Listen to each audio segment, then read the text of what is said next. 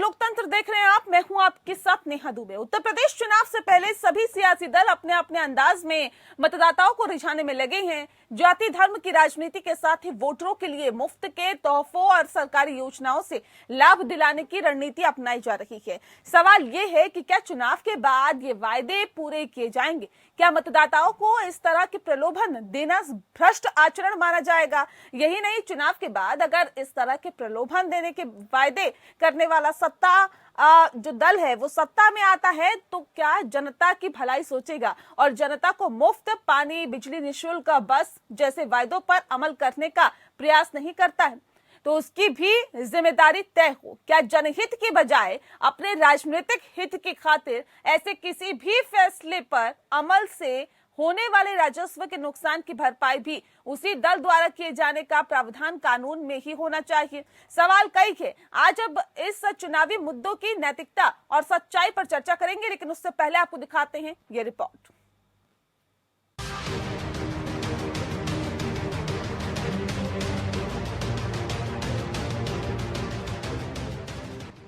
माले मुफ्त दिले मरहम, ये बात आम लोगों से ज्यादा सियासी पार्टियों पर सही साबित होती है। चुनाव के वक्त जीतने के लिए राजनीतिक दल बड़े बड़े चुनावी वादे करते हैं।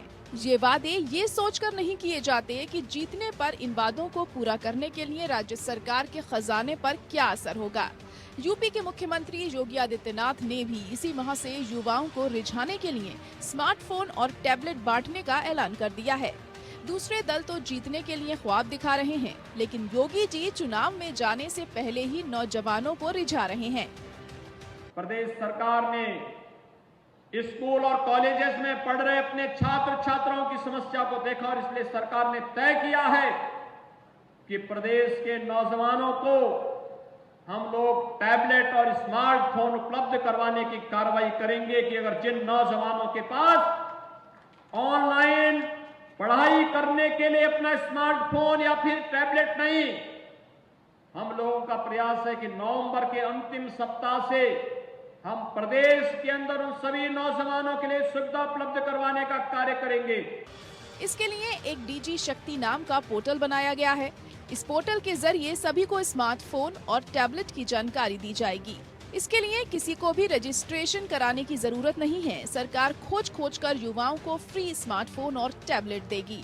इस चुनावी टैबलेट को खिलाने के लिए छात्रों के नाम, पते यूनिवर्सिटी से मांगे जा रहे हैं। इस पोर्टल पर इस वक्त करीब 29 लाख छात्रों का डेटा अपलोड हो चुका है, जिसे बीजेपी सरकार अपने पक्के वोटर मानकर चल रही है। नौजवानों से बीजेपी वोट जुगाड़ने के चक्कर में है तो सरकार इन स्मार्टफोन्स और टैबलेट की खरीद के लिए टेंडर जारी कर चुकी है। अगर कोई घपला नहीं हुआ और सब ठीक रहा तो इस हफ्ते तक वर्क ऑर्डर जारी भी हो जाएगा। ये मुफ्त का तोहफा graduate, post graduate, BTech, medical education, paramedical और कौशल विकास की ट्रेनिंग पाए युवाओं को दिया जाएगा। इस योजना पर 3000 करोड़ रुपए खर्च किए जा रहे हैं। जाहिर है कि इतना पैसा तो विपक्ष पूरे चुनाव में मुश्किल से खर्च कर पाएगा और आचार संहिता लागू होने से पहले ही बांट दिया जाएगा।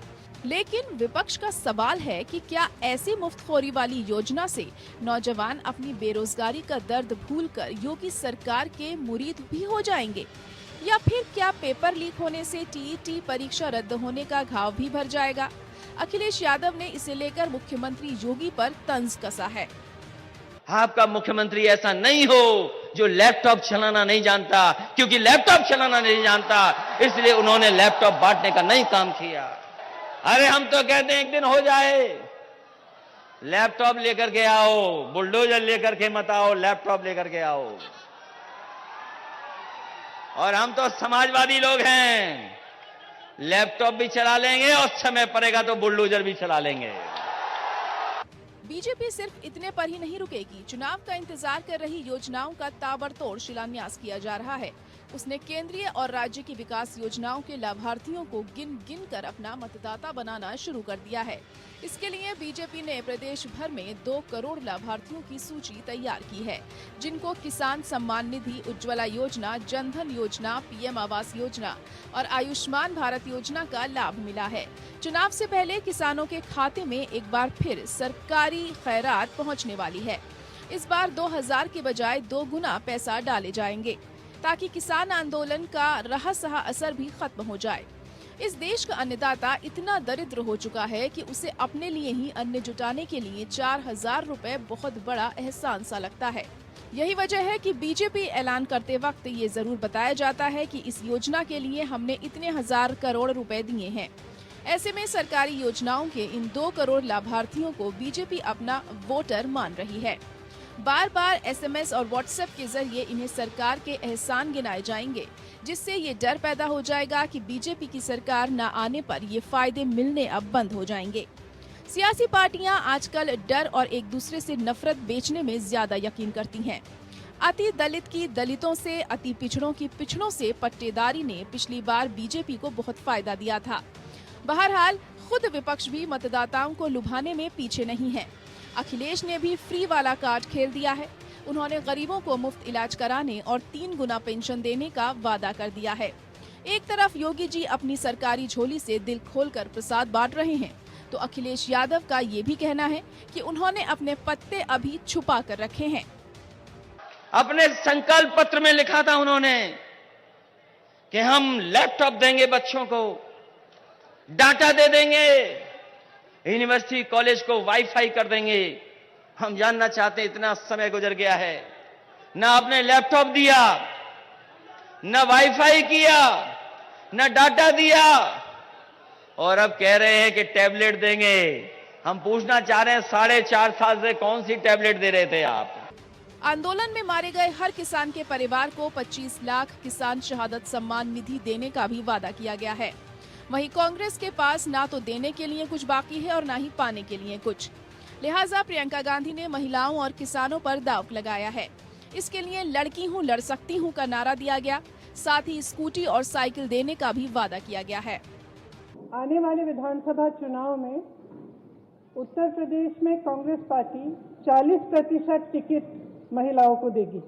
हमारी प्रतिज्ञा है कि महिलाएं उत्तर प्रदेश की राजनीति में पूरी तरह से भागीदार होंगी। प्रियंका अपने वायदों को प्रतिज्ञा बता रही हैं। ये जरूर है कि अपनी महिला, दलित और किसानों के हक के लिए लड़ने वाली नेता की छवि बनानी प्रियंका गांधी ने काफी पहले ही शुरू कर दी थी। सोनभद्र, हाथरस, लखीमपुर खीरी, प्रयागराज, हर जगह प्रियंका ने पहुंचकर प्रदेश की राजनीति में अपनी मौजूदगी दर्ज कराई है।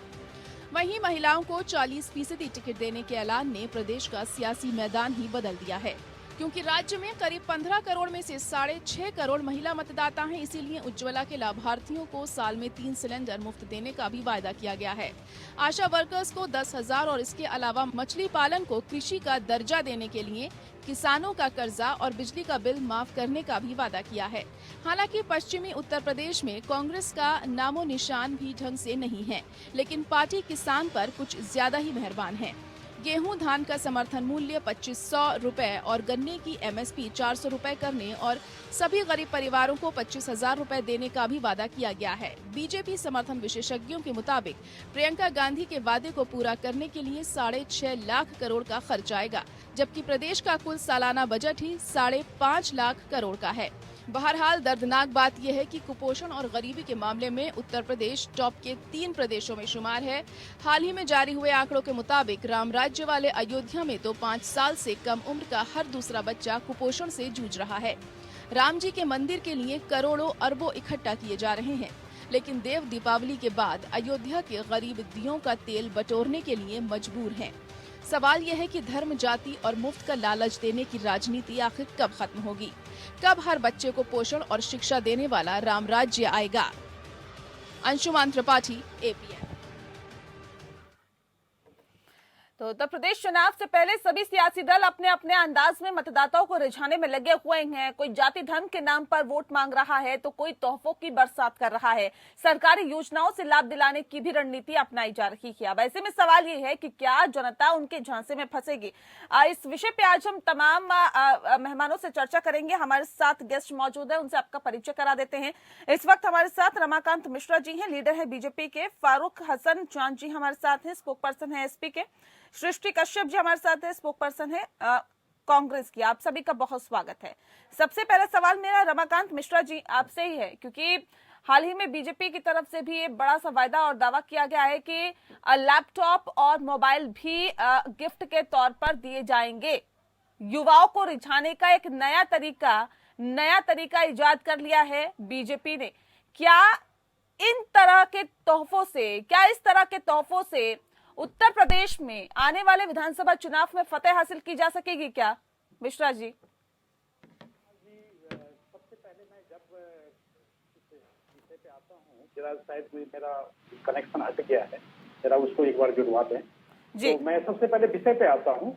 होता क्या है, जब हम स्किल डेवलपमेंट की बात करते हैं या हम डिजिटल इंडिया की बात करते हैं, निश्चित तौर पर ये स्किल डेवलपमेंट आज की बात नहीं है, बल्कि ये बहुत पहले से ही स्किल डेवलपमेंट की हम बातें करते हैं और डिजिटल इंडिया की बातें करते हैं।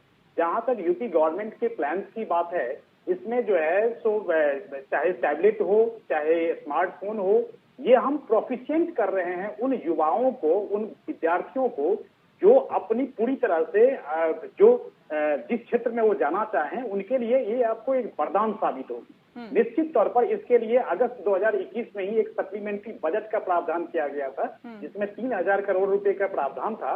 निश्चित तौर पर ये हम देखेंगे, क्योंकि युवा इससे जो उनको जो फैसिलिटी दी जाएगी, तो निश्चित तौर पर अपनी प्रतिभा को वो दिखाने में बिल्कुल आगे आएंगे। और आज जब हम बात करते हैं किसी और टेक्निकल चीज की, चाहे आईआईटी हो चाहे आईएम हो, कहीं किसी के भी बात करते हैं, तो निश्चित तौर पर एक भारत का गौरव भी अगर हम देखें तो जैसे अभी मिस्टर अग्रवाल हैं जो अभी सीईओ बने हैं ट्विटर के, तो निश्चित तौर पर इस तरह के आपको बहुत सारे ऐसे चीज मिल जाएंगे जो कि आपको युवाओं को प्रेरित करने के लिए इस तरह की। ठीक है मिश्रा जी, बने रहिए हमारे साथ। फखरुल हसन जी, सवाल इस बात को लेकर है, युवाओं को प्रेरित करने के लिए डिजिटलाइजेशन में एक नया कदम बढ़ाने के लिए रमाकांत मिश्रा जी कह रहे हैं कि सरकार ने कदम उठाया। आप लोगों को क्यों ये ऐसा लगता है कि चुनावी स्टंट है?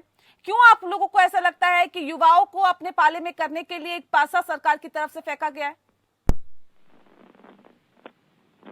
जनता पार्टी को मिले हुए 5 साल थे, उन 5 सालों में भारतीय जनता पार्टी ने क्या किया उनको बताना चाहिए। आखिर नौजवानों को रोजगार से क्या हुआ इनको बताना चाहिए। लगातार पेपर लीक होते गए, ये कराते गए और लीक होते गए, इस पे भारतीय जनता पार्टी का क्या कहना है इनको बताना चाहिए। नौजवान केवल लैपटॉप देने से उसको रोजगार थोड़ी मिल जाएगा, लैपटॉप देने से जो उसका जीवन है वो थोड़ी संवर जाएगा। भारतीय जनता पार्टी बताए कि उसने रोजगार कितने दिए और रोजगार छीने कितने, ये भी भारतीय जनता पार्टी बताए। आज बीपीएड के जो लोग हैं, जो नौकरी पाने के पास भी भटक रहे हैं, हाईकोर्ट से जीतने के बाद भी भारतीय जनता पार्टी की सरकार सुप्रीम कोर्ट में उसको चैलेंज कर देती है उस आदेश को, तो भारतीय जनता पार्टी बताए कि निदेशकों का और बीपीएड का जो मामला है उसमें उनकी आखिर क्या दुश्मनी है इन नौजवानों से कि आप उनका हाईकोर्ट के इस आदेश को सुप्रीम कोर्ट में चैलेंज करने चले गए। तो भारतीय जनता पार्टी ये रोजगार के नाम पे, नौजवान के नाम पे सत्ता में 2017 में आई थी, लेकिन 5 सालों में भारतीय जनता पार्टी आप भी तो 2012 में सत्ता में आए थे और वायदा आपका भी यही था कि लैपटॉप बांटा जाएगा। नहीं तो लैपटॉप बांटा जाएगा तो 2017 में लैपटॉप थोड़ी समाजवादी पार्टी ने बांटे थे। समाजवादी पार्टी ने 2012 में लैपटॉप बांटे थे। समाजवादी पार्टी ने बिना भेदभाव के लैपटॉप बांटे थे।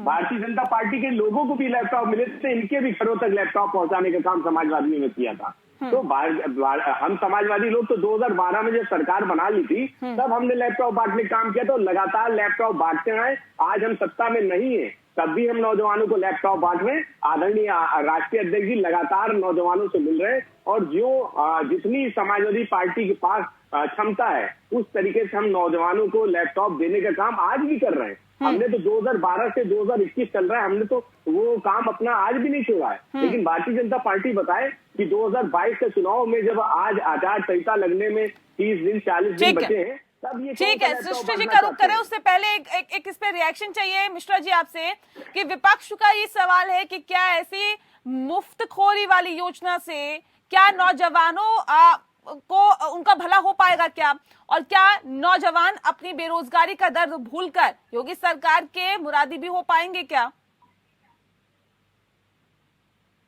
मिश्रा जी, रमाकांत मिश्रा जी, आवाज मिल पा रही है आपको? चलिए ठीक है, उन तक आवाज नहीं पहुंच पा रही। सृष्टि का रुख कर लेते हैं। सृष्टि जी, सवाल इस बात को लेकर है कि जिस बात का जिक्र लगातार हम कर रहे हैं, चुनावी वायदे करने में तो कांग्रेस भी पीछे नहीं है। जब महिलाओं को आगे तवज्जो देने की बात की जा रही है, वहीं स्कूटी बांटने का भी आप लॉलीपॉप दे रहे हैं। नेहा जी, लॉलीपॉप की तो कोई बात ही नहीं है। हमने जितनी भी बातें आपको बताई, जितनी भी हमने प्रतिज्ञाएं ली है, उसमें से कुछ मैं आपको बताना चाहूंगी कि हमारे बाकी के स्टेट्स में जहां हमारी कांग्रेस की सरकार है, वहां उन्हें ऑलरेडी इम्प्लीमेंट कर दिया गया है। हमने प्रतिज्ञाएं ली सस्ती बिजली की, ठीक है, वो पंजाब में आप देखिए चन्नी जी की कैबिनेट से उस चीज को मंजूरी नहीं दी गई है। वो देश में सबसे सस्ती बिजली मिलेगी पंजाब में। उसके बाद हमने बात की है संविदा कर्मियों को पक्की नौकरियां दिलाने की। ये आपके पंजाब में 36,000 कर्मचारियों को वहां उनकी आयुषी की बात कर दी गई है। धान पे हमारी एमएसपी 2500 रुपए है। ये छत्तीसगढ़ का आप एग्जाम्पल ले लीजिए, वहां पे एमएसपी पे धान खरीदते 95% ऑफ किसान। जिस बात का जिक्र अभी फखरुल जी कर रहे थे, सृष्टि जी जिस बात का जिक्र अभी फखरुल जी कर रहे थे, ली है, देखिए वो हम ऑलरेडी इम्प्लीमेंट कर रहे हैं उसमें। नहीं, मेरा सीधा सा सवाल ये है कि इनका भी यही कहना है कि जी 5 साल में क्यों नहीं किया। अगर आप सस्ती बिजली की बात करते हैं तो चरणजीत सिंह चन्नी ने कब ऐलान किया है सस्ती बिजली का? इससे पहले तो पंजाब में आपकी सरकार थी ना, तब आपने किया क्या? नहीं, पंजाब में सरकार थी, अभी सरकार वहाँ पे हमारे सीएम शिप चेंज हुई है। उसके बाद चन्नी जी की कैबिनेट में अभी ये इस बात की मंजूरी मिली है, तो ये इसे आपके चैनल के माध्यम से ये बात मैं बताना चाह रही हूँ। उसके बाद हमने गन्ना की बात की अपनी प्रतिज्ञाओं में कि 400 रुपए गन्ना का भाव मिलेगा। तो पंजाब चुनाव जैसे जैसे नजदीक आते हैं वैसे तोहफों की झड़ी क्यों लगाई जाती है? रमाकांत मिश्रा जी, विपक्ष सवाल पूछ रहा है कि क्या नौजवानों को ये लॉलीपॉप देकर वो बेरोजगारी का दर्द भूल पाएंगे? क्या जो रोजगार उन्हें नहीं मिला पिछले 5 साल में, क्या वो दर्द भूल पाएंगे नौजवान? देखिए, मैं नेहा जी यहाँ पर एक चीज जरूर आपको कहना चाहूंगा, जो कि ये लॉलीपॉप नहीं है बल्कि उनके स्किल डेवलपमेंट के लिए आप फैसिलिटेशन कर रहे हैं। आप तो सर ये 5 साल से क्यों नहीं हुआ था? 5 साल से नहीं चाह रहे थे कि उनका स्किल डेवलपमेंट हो? मैं कह रहा हूँ नेहा जी, 5 साल की ये सतत प्रक्रिया है। मैं एक चीज नहीं कह रहा हूँ जो कि 5 साल में पहले इन्होंने 4.5 साल पहले क्यों नहीं किया। सर शिलान्यास हो रहा है, वो उसके ऊपर सवाल पूछते हैं, आप कहते हैं सतत प्रक्रिया है जी। आप हर चीज में सतत प्रक्रिया बता देते हैं, लेकिन अभी ये प्रक्रिया शुरू होती है और उसका अंत भी अभी हो जाएगा। अगर फिर से सरकार बन जाती है तो अगले 5 साल फिर कुछ नहीं होगा, और जब चुनाव आने वाले होंगे फिर कुछ होने लग जाएगा। लेकिन सर देखिए मैं नेहा जी, मैं यहाँ पर बिल्कुल कहना चाहूंगा जो कि ये आप जैसे आपने कहा जो कि सतत प्रक्रिया की बात जो मैंने अभी बताया आपको, तो उसको आप जैसे जिस तरह से क्रॉस कर रहे थे, मेरा ये कहने का मतलब है अगर युवा निश्चित तौर पर अगर आगे आ रहे हैं, उनको अगर आप फैसिलिटी दे रहे हैं, आपको बहुत अच्छा इनिशिएटिव है। स्टेट गवर्नमेंट ने अगर कहा है जो डिजिटली या आपको स्किल डेवलपमेंट की बात हो रही है, तो निश्चित तौर पर होना चाहिए। ये गवर्नमेंट किसी की भी हो, मैं यही तो स्किल डेवलपमेंट समाजवादी पार्टी कर रही थी, तब आप लोगों को चुनावी मुद्दा लग रहा था। नहीं, समाजवादी पार्टी, मैं कह रहा हूं समाजवादी पार्टी जिस तरह से स्किल डेवलपमेंट कर रही थी, वहां पर तो जिस तरह का परिप्रेक्ष्य था, वहां पर तो आपने देखा ही है जो कि वहां पर माफिया बनते थे, आज वहां पर माफियाओं का राज खत्म हो चुका है। आप यहाँ पर देख रहे हैं युवा सबसे आगे आ रहे हैं और अपने आप को एफिशिएंट करके और वो अपने डिजिटली हर तरह से अपने आप को स्ट्रांग कर रहे हैं और आगे बढ़ रहे हैं। लेकिन उस समय में समाजवादी पार्टी, जवाब दीजिए इसका। ये तो उत्तर प्रदेश के नौजवानों का अपमान है कि ये कहे कि हमने जिनको लैपटॉप बांटे थे उनको हम माफिया बन रहे थे, वो गुंडे बन रहे थे। भारतीय जनता पार्टी के लोगों को इस तरीके की भाषा का प्रयोग नहीं करना चाहिए। जहां तक ये अपराधियों की, गुंडों की बात करते हैं, तो आप भूल जाते हैं कि आपका तो देश के गृह राज्य मंत्री जी अभी किसानों पे गाड़ी चलाने के बाद भी देश के गृह राज्य मंत्री बने हुए बैठे हुए हैं। आप भूल जाते हैं कि एक हमारी बहन के साथ की घटना होती है और देश के गृह राज्य मंत्री, पूर्व गृह राज्य मंत्री, वो हॉस्पिटल में एडमिट रहते हैं और हमारी बहन को 84 दिन जेल में रहना पड़ता है। आप भूल जाते हैं कि उत्तर प्रदेश में एक व्यापारी जो कानपुर से व्यापार करने गोरखपुर जाता है और उत्तर प्रदेश की पुलिस उसे ठोक देती है और उसको न्याय दिलाने का काम समाजवादी पार्टी के लोग करते हैं। आप गुंडे की बात कर रहे हैं। आज आदरणीय अखिलेश यादव जी एक परिवार से मिले जो लगातार धरने में बैठा है, न्याय की मांग कर रहा है, उसका बेटा मार दिया गया है। आप बात करते हो, आपने अपराधियों को पनाह देने का काम किया है। भारतीय जनता पार्टी आज अपराधियों को साथ लेके चलने का काम कर रही है। दूसरे उनको अपराधी केवल जो उनके दल में नहीं है वो अपराधी नजर आते हैं। उनके साथ जो उनकी वॉशिंग मशीन में धुले हुए अपराधी हैं वो तो मंच पे भी नजर आते हैं, वो दूरबीन से भी नहीं दिखते हैं। अब सवाल देखिए, मैं अपराधियों पे बात नहीं कर रही हूँ, मैं यहाँ पे चुनावी जो तोहफे दिए जा रहे हैं उनकी बात कर रही हूँ। एक सवाल सृष्टि जी मेरा आपसे है, क्या ये वायदे और दावे करने से पहले ये सोचा जाता है कि आखिर इसे पूरा कैसे किया जाएगा? अगर हम कहते हैं कि हम 2 लाख स्कूटी बांट देंगे एग्जाम्पल के तौर पर, तो राजस्व का जो नुकसान होगा उसकी भरपाई कैसे होगी सृष्टि जी?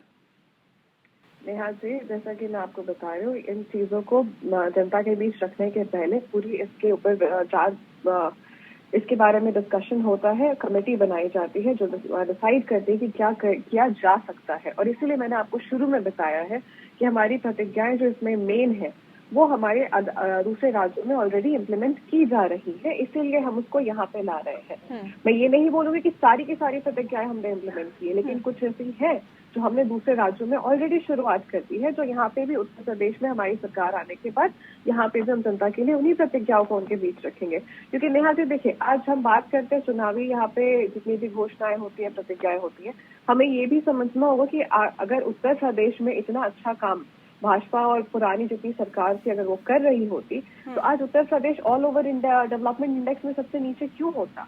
आज उत्तर प्रदेश की उसमें नीति आयोग की रिपोर्ट में जब आप देखिए अर्बन इंडेक्स में, तो बनारस और उत्तर प्रदेश के बाकी के 8 राज्य शामिल होते हैं, सबसे पुअर कैटेगरी में आते हैं। उत्तर प्रदेश स्वास्थ्य के मामलों में सबसे नीचे है, शिक्षा के मामलों में सबसे नीचे है, सुरक्षा के मामलों में सबसे ऊपर है, छेड़खानियों के मामले में।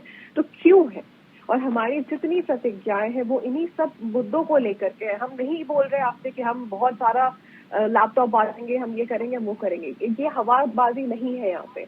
और जहाँ तक कि भाजपा की बात है लैपटॉप देने की, उनके पास 5 साल थे, तब उन्होंने क्यों नहीं बांटा लैपटॉप? नेहा जी, ये कोई चुनावी तोहफा नहीं है, इस चीज को हम सबको मानना चाहिए। आज अगर हम 3000 करोड़ रुपए अगर हम किसी युवा के ऊपर में खर्च करते हैं, उनकी एफिशिएंसी को और आगे बढ़ाते हैं, उनको प्रोफिशिएंट करते हैं, उनको वेल जो है ट्रेंड करते हैं, डिजिटली ट्रेंड करते हैं, तो ये कोई खराब नहीं है। ये चुनावी कोई हथकंडे नहीं है। मैं आपको बता देता हूं, आज अगर हम 3000 करोड़ का अगर एडिशनल अगर बजट, सप्लीमेंट्री बजट की बात करते हैं, खास करके युवाओं के ऊपर में अगर हम इस तरह का अगर हम करते हैं उनको आगे बढ़ाने के लिए, तो ये कोई गलत नहीं है, ये बहुत अच्छी पहल है। मैं ये कहना चाहता हूँ, खर्च वहां पर जाकर के पता चलता है, वहां पर नुकसान उस चीज का तब पता चलता है जब संसद के मानसून सत्र में 215 करोड़ रुपए जनता के टैक्स के पैसे बर्बाद हो जाते हैं। क्यों? क्योंकि वहां पर संसद चलने नहीं दिया जाता है, तो वहां पर जाकर के प्रश्न लगता है। लेकिन आज अगर 3000 या 4000 करोड़ रुपए आपने किसी युवा के ऊपर में आपने खर्च किया, तो उसमें बिल्कुल आपको ये चीज नहीं कहना चाहिए जो कि हम लोगों को, जो कि ये युवाओं के लिए है। आप युवाओं को देखिए, ये देश युवाओं का देश है, ये कृषि प्रधान देश है। निश्चित तौर पर हम एक ऐसे हर एक पहलू के ऊपर में हम लोग काम करेंगे। जहां तक बात है, अभी हसन साहब ने कहा था, जो कि हमने कहा माफियाओं वाली बात कही थी, हमने माफियाओं वाली बात कही, तो आज अगर 2000 करोड़ की अवैध संपत्ति अगर योगी जी के राज में अगर जब्त की गई है, तो ये कहां से आए? ये आप ही के राज में बनाए गए थे। तो उस चीज को हमने जब्त करने का काम किया है और साथ ही राजस्व को बढ़ाने की कोशिश की है। इस चीज को समझना चाहिए हसन साहब। ठीक है, इसको समझने की तो जरूरत है, लेकिन सर ये भी बताइए कि इस बार किसानों के खाते में दोगुनी राशि जा रही है, 2000 की जगह इस बार 4000 जाएंगे। और जिनका जिक्र आप लोग लगातार करते आए हैं कि किसान सम्मान निधि, उज्ज्वला योजना, जनधन योजना, प्रधानमंत्री आवास योजना और आयुष्मान भारत योजना का लाभ अगर लोगों को मिला है, तो क्या नहीं लगता कि इतनी योजनाएं आपने चला दी, इतना लाभ मिल गया, उसके बाद भी ये शिलान्यास, ये जो लोकार्पण हो रहे हैं, जो शिलान्यास हो रहे हैं, ये जो तमाम काम हो रहे हैं, ये कुछ प्रभाव डालेंगे चुनावों पे? नेहा जी, मैं ये चीज कहना चाहता हूँ, आज अगर कोई मान लीजिए एक्सप्रेस वे बन करके तैयार है, निश्चित तौर पर अगर उसके लोकार्पण हो रहा है तो बहुत अच्छी बात है। आज अगर कोई एयरपोर्ट बन करके तैयार हो गया है, तो क्या हम लोग ये देखें कि अप्रैल में चुनाव है और चुनाव के बाद हम जाकर के इसका शिलान्यास करेंगे या हम इसका उद्घाटन करेंगे? ऐसा तो नहीं। मैं कह रहा हूँ विकास की प्रक्रिया, विधानसभा चुनाव से पहले शिलान्यास हो रहा है और लोकसभा चुनाव से पहले उसका उद्घाटन कर देंगे आप? मैं कह रहा हूं अगर बन करके तैयार हो तो ये देश और प्रदेश के विकास की बात कर रहे हैं। साध रहे हैं ना आप लोग? नहीं, बिल्कुल नहीं, कोई चुनावी हथकंडा नहीं है, कुछ नहीं है। इस चीज को हम सबको मन साफ करके, दिल साफ करके हमें उसी के परिप्रेक्ष्य में देखना चाहिए जो देश या प्रदेश विकास कर रहा है। ठीक है फखरुल जी, अब सवाल इस बात को लेकर, सर आप लोगों को क्यों इतनी तकलीफ हो रही है? आप भी पहले सत्ता में थे, फिर जब 2017 में चुनाव हुए तो उस वक्त आपकी तरफ से भी दावे और वायदे किए गए थे। पिछले 5 साल आप भी तो सत्ता में रहे, तब आपने कुछ नहीं किया या आपके दावे और वायदों पर विश्वास जनता को नहीं हुआ, तभी तो बीजेपी सरकार को चुना है, फिर इतनी दिक्कत क्यों? देखिए, भारतीय जनता पार्टी तो झूठ बोल के सत्ता में आई थी। समाजवादियों ने तो अपना जो घोषणा पत्र था हमारा 2012 का, उसको हमने पूरा करने का काम किया था। और जो वादे हमने उस घोषणा पत्र में नहीं भी किए थे, एक्सप्रेस वे की बात हमारे घोषणा पत्र में नहीं थी, मेट्रो की बात हमारे घोषणा पत्र में नहीं थी, रिवर फ्रंट की बात और कैंसर हॉस्पिटल की बात और स्टेडियम की बात हमारे घोषणा पत्र में नहीं थी, 1090 की बात हमारी घोषणा पत्र में नहीं भी थी। हमने उनको भी करने का काम किया और इतना काम कर दिया था कि भारतीय जनता पार्टी के लोग आज भी हमारे कामों का फीता काटने का काम कर रहे हैं। तो जनता ने हमें इसलिए नहीं नकारा था कि हमने काम नहीं किया है, जनता ने हमें इसलिए नकार दिया था कि भारतीय जनता पार्टी ने झूठ परोसा था और जनता ने उनके झूठ को सच मान लिया था। आज क्या भारतीय जनता पार्टी बताएगी कि वो मुहावरे, जो जिनको वो मुहावरे कहते हैं कि 15 लाख आएंगे, वो मुहावरे हो गए। काला धन की बात की थी कि नोटबंदी कर दी, एक दिन आते हैं देश के प्रधानमंत्री जी और नोटबंदी कर देते हैं, कहते हैं इससे काला धन आ जाएगा वापस। आज बताइए कि क्या आतंकवाद खत्म हो गया, क्या काला धन आ गया, क्या 2 करोड़ लोगों को रोजगार मिल गया? तो भारतीय जनता पार्टी तो झूठ बोल के सत्ता में आई थी। और 2017 का जो घोषणा पत्र है भारतीय जनता पार्टी का, भारतीय जनता पार्टी को बताना चाहिए कि उस घोषणा पत्र में कितने वादे उन्होंने जनता से किए थे, कितने वादे पूरे हुए। हम समझते हैं भारतीय जनता पार्टी का झूठ और सच सब सामने आ जाएगा अगर वो अपने घोषणा पत्र पे बहस करने को तैयार हो जाए। जनता ले लेगी और जब वो अपनी वोट की चोट देती है तो जाहिर तौर पे उसका इफेक्ट पड़ता है, उसका प्रभाव पड़ता है और उसका जो असर है वो दूर तक जाता है। सृष्टि कश्यप जी, आप सवाल इस बात को लेकर है सर, बहुत बड़ा वायदा आप लोगों की तरफ से किया गया है, यानी कि प्रियंका गांधी वाड्रा की तरफ से महिलाओं को 40% टिकट देने का ऐलान किया गया है और ये ऐलान के साथ ही कहीं ना कहीं सियासी मैदान ही बदलने की कोशिश प्रियंका गांधी वाड्रा ने की है, क्योंकि राज्य में करीब 15 करोड़ से जो मतदाता है उनमें से 6.5 करोड़ महिला मतदाताएं हैं।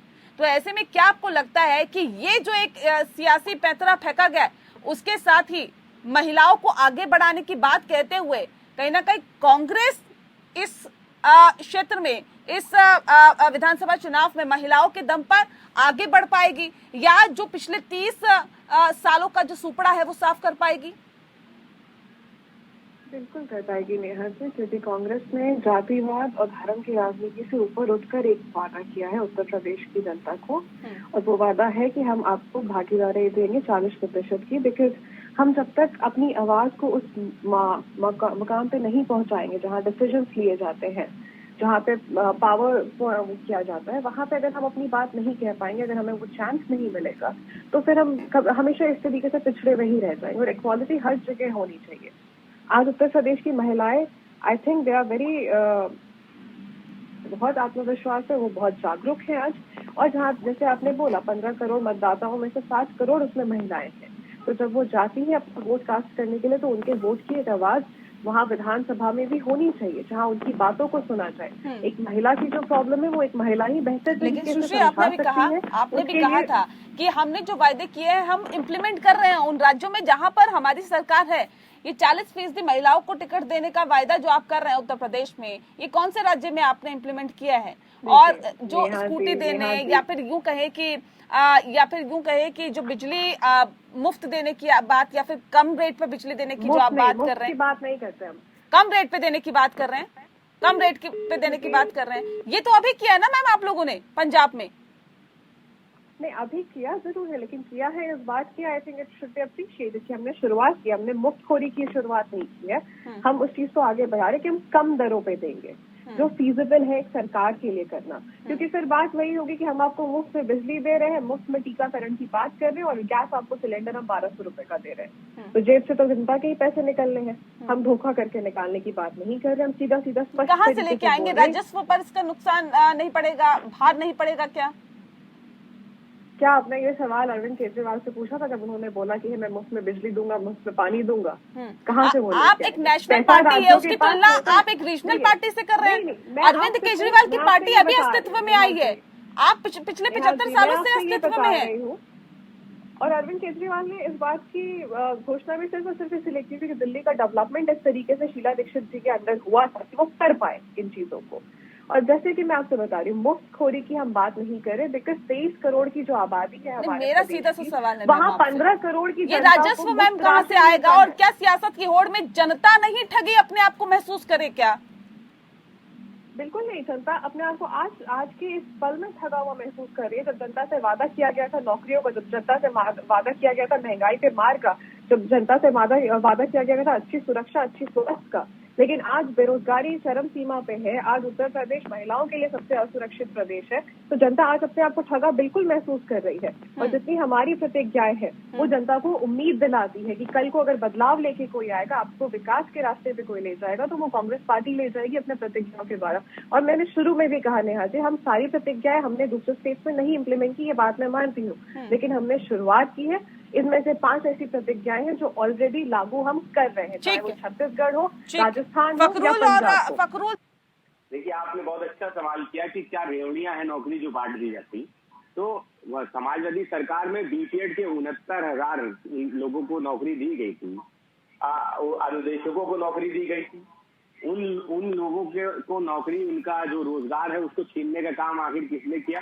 हमने तो रेवड़ियां बांटने का काम किया था नौजवानों को, और दोबारा सत्ता में आएंगे तो हम फिर से रेवड़ियों की तरह नौकरी बांटेंगे, ये हम आपसे वादा करके जा रहे हैं। लेकिन हम भारतीय जनता पार्टी अगर किसी को रोजगार देगी, अब भी अगर आज भी देने के, अभी तक तो नहीं दिया, अगर ये देती तो हम समाजवादी लोग उन नौजवानों से रोजगार छीनने का काम नहीं करते। जिस तरीके से भारतीय जनता पार्टी नौजवानों से, हम जो रोजगार जिनको देके गए थे उनसे दुश्मनी मानते हुए उन नौजवानों का रोजगार छीनने का काम कर रही है, उनको सुप्रीम कोर्ट में जाके चैलेंज कर रही है। तो हम तो कहना चाहते हैं भारतीय जनता पार्टी के सरकार से, योगी जी से, कि क्यों आप नौजवानों से दुश्मनी मान के चलते हैं?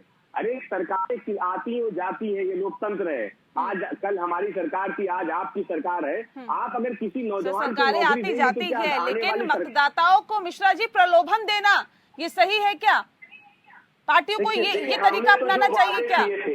हमने तो जो बात की थी 2012 में हम 2012 में सत्ता में आएंगे, एक करके फखरुल जी मैं लौटती हूँ आपके पास, मिश्रा जी को बोलने दीजिए। हमने उनको लैपटॉप देने का काम किया था, उन नौजवानों को लैपटॉप देने का काम किया था जो कभी सुन नहीं सकते थे, गरीब थे। ठीक है।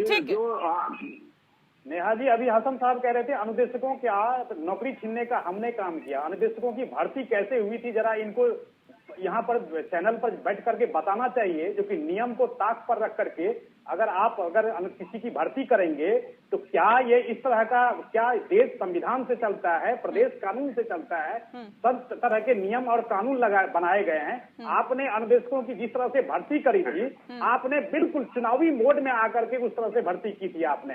आज अगर सुप्रीम कोर्ट अगर कोई फैसला देता है तो निश्चित तौर पर राज्य सरकार को मानना पड़ेगा, लेकिन कहने का मतलब सुप्रीम कोर्ट भी उस चीज को देखेगा जो क्या नियम को आपने पालन किया या नियम का पालन नहीं किया। अब मैं आता हूँ, ठीक है सृष्टि कुछ कहना चाहती है? सृष्टि के चुनावी वायदों से बने की बात। मैं आती हूँ फखरुल जी, मैं आती हूँ। बहुत देर से उन्होंने हैंड रेज कर रखा है, बोलने दीजिए उन्हें। नहीं ऐसे नहीं, मैं अपनी बात 10 सेकंड में खत्म करूंगा। भारतीय जनता पार्टी के लोगों को क्या माननीय उच्च न्यायालय पे विश्वास नहीं है? माननीय उच्च न्यायालय ने क्या फैसला गलत दिया है उनके पक्ष में, जिनको चुनौती देने सुप्रीम कोर्ट चले गए? हमको तो विश्वास है, न्यायालय के ऊपर में हमें पूरा भरोसा है, न्यायालय के ऊपर में पूरा भरोसा है। लेकिन इस तरह से अनुदेशकों की भर्ती आपने नियम को ताक पर रखकर किया। ये कानून, ये नियम, ये सारे प्रदेश और देश संविधान से चलता है, बिना कानून के नहीं चलता। ठीक है सर, ठीक है। सृष्टि जी को बोलने दीजिए। नहीं ऐसे नहीं फखरुल जी, हो गया आपका टाइम अप हो गया है। ठीक है, बोलने दीजिए फखरुल जी, ऐसे नहीं होता है ना सर। सरकार ने पक्ष में जो नौजवान है उनके पक्ष में फैसला दिया है, आप क्यों चले गए उन नौजवानों के खिलाफ? आपको बताना चाहिए, भ्रम ना फैलाइए बैठ के। आपको अगर देश की न्यायपालिका में विश्वास नहीं है तो आप सुप्रीम कोर्ट से हार के भी आप यही करने जा रहे हैं। ठीक है फखरुल जी बोल चुके हैं, सृष्टि जी बोलिए, अब स्टार्ट करिए। नेहा जी, मैं आपके माध्यम से पूछना चाहती हूँ भाजपा सरकार और उनके प्रवक्ता से कि वो टीईटी परीक्षा के जो अपने अभ्यर्थी थे उन्हें वो क्या प्रलोभन देंगे चुनाव में?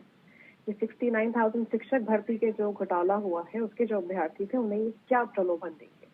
जो वहाँ बच्चे आज भी बैठे हुए विधानसभा का घेराव करके, जिन्हें इनकी पुलिस की तरफ से लाठी और डंडे मिल रहे हैं, उन्हें क्या प्रलोभन देंगे उत्तर प्रदेश के आगामी चुनाव में? ये 1200 रुपए गैस सिलेंडर जो उत्तर प्रदेश की महिलाएं खरीद रही हैं आज, उन्हें ये क्या प्रलोभन देंगे आगामी चुनाव में?